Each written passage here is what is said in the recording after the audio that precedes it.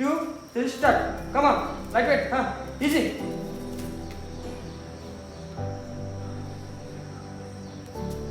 नमस्कार मित्रांनो, जय हिंद जय महाराष्ट्र.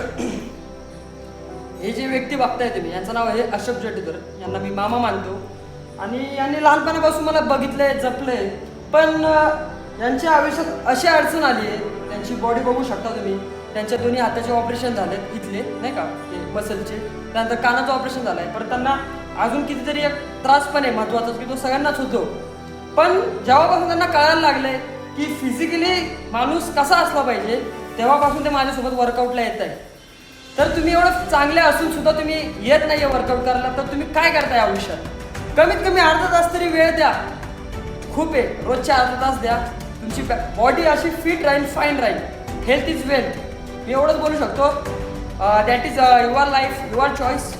हे माझं सांगणं आहे. मला वाटतंय की समाजासाठी काहीतरी मी करावं.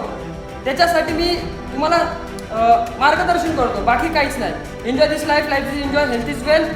Thank you so much. छोडू का?